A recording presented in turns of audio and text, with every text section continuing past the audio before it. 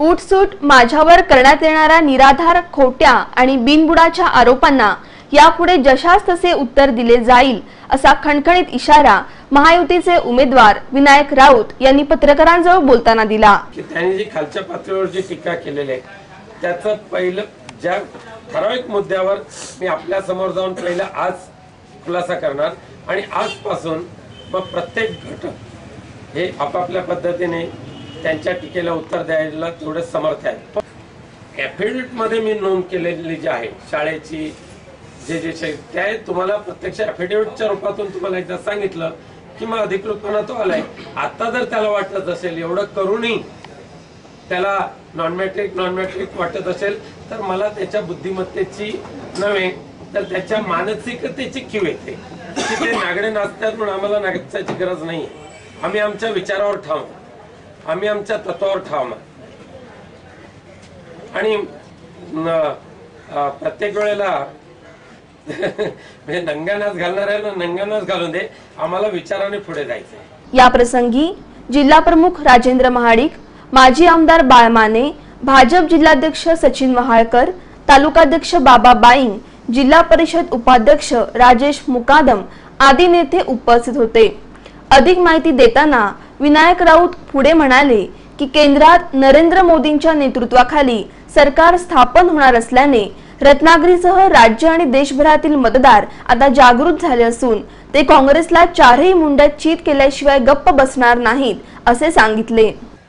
भ्रष्ट काँग्रेसच्या भ्रष्ट कारभाराला आता जनता विटलेली आहे आणि भ्रष्टाचाराकडून सदाचाराकडे सुशासन पद्धतीकडे चालण्याचा प्रयत्न या देशाचे भावी पंतप्रधान आदरणीय नरेंद्र मोदी साहेब करतायत। त्यांच्या नेतृत्वाखाली ही कोकण भूमी सुजलाम सुफलाम करण्याचा मी नक्की प्रयत्न करेन। आदरणीय शिवसेना पक्षप्रमुख माननीय उद्धवजी ठाकरे यांचं मार्गदर्शन आहे, सर्व सन्माननीय महायुतीच्या नेत्यांचं मार्गदर्शन आहे। कॉलेजेस उभी करणं, इंजिनिअरिंग कॉलेजेस उभी करणं, लाखो रुपये डोनेशन घेऊन स्वतःच्या तुंबड्या भरणं, इंजिनिअरिंग कॉलेजसाठी अगदी चौपदरी रस्ता बनवणं आणि त्या रस्त्यासाठी जे ऐकले नाहीत त्या शेतकऱ्यांना किडनॅप करणं, हॉटेलच्या तळघरात ठेवणं असे निंद आणि लोकांना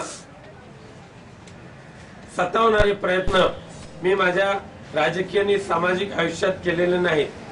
वेळ पडली तर या पुढे सुद्धा अनेक गोष्टी आहेत की ते जर मी उगाळत बसलो तर समोरच्या काँग्रेसच्या उमेदवाराला सुद्धा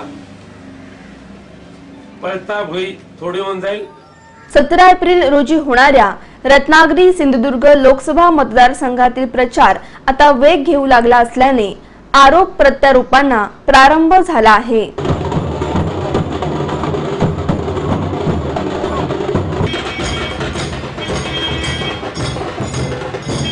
आघाडी, आप आणि महायुतीमध्ये तिरंगी लढत होणार असली तरी उर्वरित उमेदवारांकडेही दुर्लक्ष करून चालणार नाही, कारण तेही आपल्या परीने विजयी होण्याचा प्रयत्न करीत असले तरी प्रस्थापित उमेदवारांची मात्र झोप नक्कीच उडवू शकतील असे बोलले जात आहे।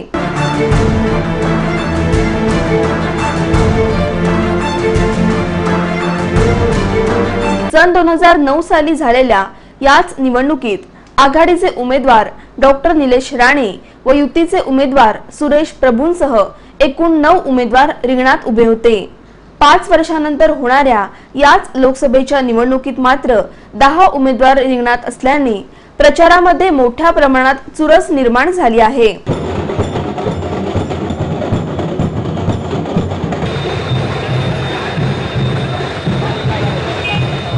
आणि आता पाहूया विनायक राऊत यांच्या पत्रकार परिषदेतील काही महत्त्वाचे मुद्दे।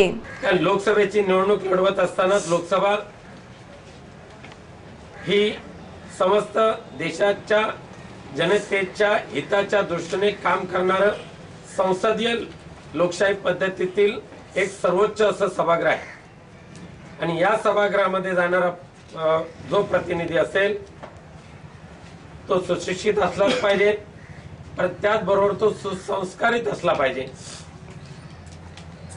जनतेच्या देशाच्या विकासाच्या दृष्टीने अभ्यास करणारा असला पाहिजे। अनेक असे प्रश्न आहेत की त्या प्रश्नाने भेडसावणारा हा लोकसभा मतदारसंघ, त्याचा अभ्यास करून त्यातून आपण नेमकं मतदारसंघामध्ये कसा विकास करू शकतो, मतदारसंघातील मतदारांना आम्ही कशा पद्धतीने दिलासा देऊ शकतो, याबाबतचं विवेचन करून मी कामाला लागलेलो आहे। शिवसेना, भाजप, रिपाई ही महायुती आहे, त्यामुळे प्रत्येक नेत्यांचं योगदान आणि त्यांचं कर्तृत्व हे महायुतीच्या यशाला कारणीभूत ठरणार आहे। कार्यकर्ते, पदाधिकारी आहेत आज आणि उद्या सुद्धा अत्यंत मजबूतीने एकमेकावर विश्वास ठेवून, अविश्वास दाखवून नाही, काही या निवडणुकीच्या मध्ये कामाला लागलेले आहेत आणि जो विजय असेल तो महायुतीच्या कार्यकर्त्यांचा आणि मतदारांच्या एकजुटीचा असेल।